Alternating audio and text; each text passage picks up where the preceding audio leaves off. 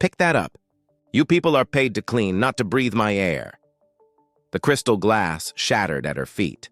She didn't flinch, just bowed her head, whispering an apology no one cared to hear.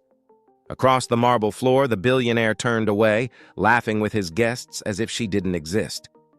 To him, she was invisible, just a shadow in uniform.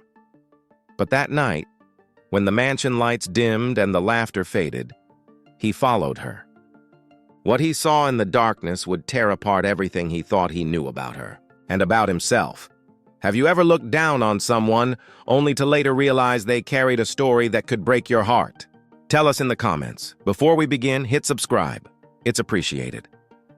It was just another evening in the vast, echoing halls of the Whitmore estate. The chandeliers shimmered like frozen stars, and the sound of distant laughter carried from the grand dining room. Beneath all that sparkle moved Elena, quiet, careful, invisible. She had worked as the billionaire's maid for nearly 3 years, tending to rooms that smelled of imported perfume and secrets.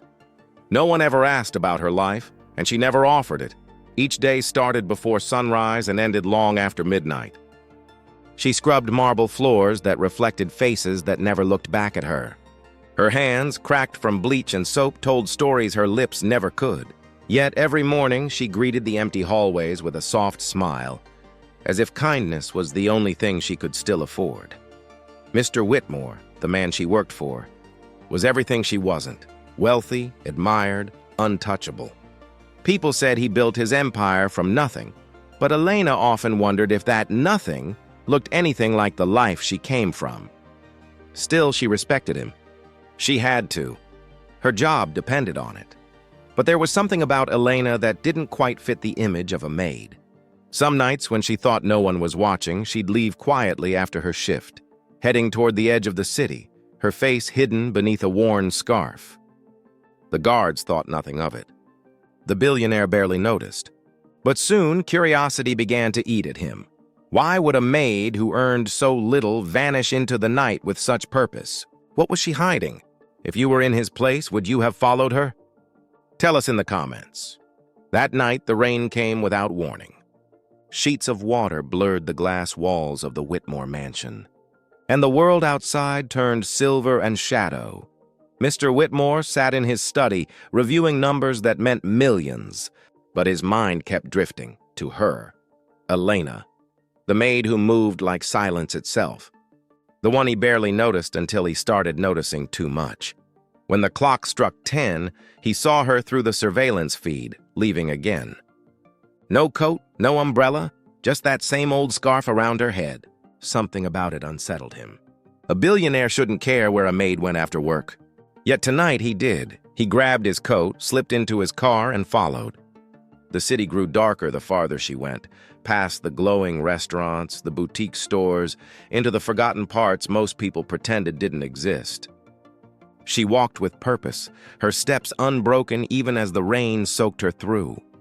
At one point, she stopped near a small, crumbling building. From inside came faint singing, children's voices, soft but full of hope. He parked down the street, watching as she entered.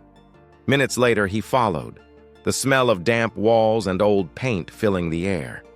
Inside, he saw her kneeling before a group of children, handing out food wrapped in paper, her soaked uniform clinging to her skin. She smiled at each of them as if they were her own. He noticed her hands trembling slightly as she poured soup into plastic cups. She wasn't a maid here, she was someone else entirely. He moved closer, careful not to be seen. A boy tugged at her sleeve, whispering, "Will you come back tomorrow, Miss Elena?" She nodded, brushing the child's hair from his eyes. Something inside him twisted. For years he'd seen her as part of the background, an invisible cog in his polished world. But here, she was the light, holding this broken place together. Then he saw the photos on the cracked wall. Elena and the children, smiling beside a small banner that read, "Hope Haven for families without a home." He stepped back, breath caught in his throat. This wasn't charity. This was survival. These were her people. He realized she wasn't working 2 jobs to make ends meet. She was keeping this entire shelter alive. And just as he turned to leave, a sharp sound broke the silence. Tires screeched outside. The building trembled as headlights flooded through the doorway. Someone was coming. Someone angry, he ducked behind a wall. Elena's face went pale. The man who stepped in wore a suit, but not the kind that meant wealth. The kind that meant power from the wrong side of the law. His voice was low, dangerous. "Rent's due, Elena. You think you can hide behind your little charity?" She didn't answer. The children clung to her skirt. The billionaire's pulse pounded.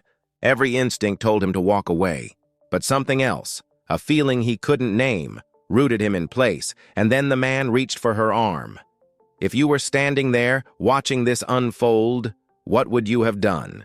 The man's hand gripped Elena's arm so hard she winced. The children froze, silent except for one frightened sob. Mr. Whitmore stepped out of the shadows, his voice firm but low. "Let her go." The thug turned, squinting through the dim light. "Who the hell are you?" Whitmore didn't answer. He just stepped closer, rainwater dripping from his coat, eyes locked on the man who dared to touch her. The billionaire's presence filled the room like thunder. For the first time in his life, he wasn't looking down on someone, he was standing up for them. The man laughed, but it was nervous. "You think your money means something here?" He shoved Elena back, sending her stumbling into the wall. Whitmore moved fast, grabbing the man by the collar. I said, "Let her go." They struggled for a moment before the man backed away, muttering threats as he disappeared into the rain. The sound of his car tires faded into the night. Inside, silence, just the ragged sound of breathing. The children clung to Elena, tears streaking their faces. Whitmore looked at her, really looked, and saw the truth. The exhaustion. The sacrifice. The strength she hid beneath years of quiet obedience. He realized she hadn't been serving him all these years. She'd been serving them, these forgotten souls who depended on her every night. Elena turned toward him, eyes wet but defiant. She didn't thank him. She didn't have to. The look in her eyes said everything. She'd been saving lives with pennies while he'd been counting millions. In that moment, shame burned through him like fire.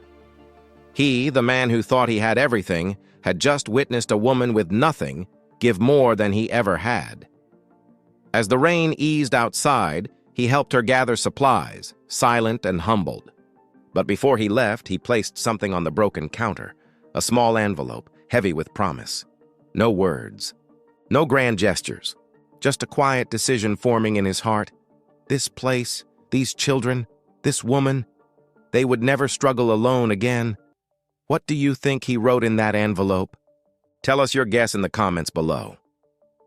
The next morning, sunlight crept through the broken windows of the shelter, warming faces that had slept peacefully for the first time in weeks. Elena woke to the sound of children laughing softly near the door. One of them was holding the envelope Mr. Whitmore had left behind.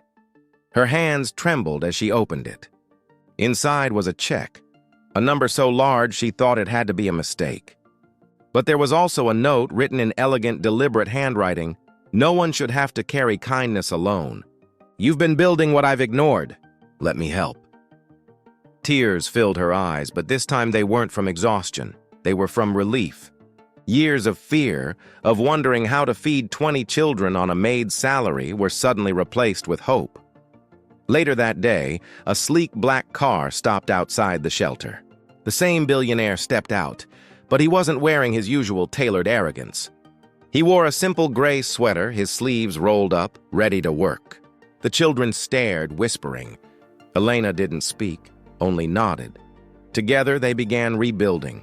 New paint on the walls, food deliveries, medical supplies, and a promise that this place would never close again. Word spread quickly.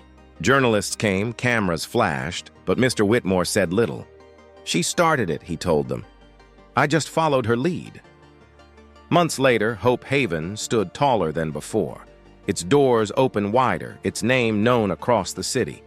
And though Elena still cleaned, because humility was part of who she was, her world had changed. For Mr. Whitmore, it wasn't guilt that drove him anymore. It was understanding. He finally saw that wealth meant nothing if it didn't touch the lives that needed it most. And every evening, before locking up, Elena would look at the photo of the children on the wall and whisper, We made it. Because sometimes the greatest discoveries aren't found in boardrooms or bank accounts. They're found in the quiet courage of those we once overlooked. How many more Elenas walk among us, unseen, saving the world in silence? Tell us your thoughts below. Show some love with a like and subscribe to stay inspired.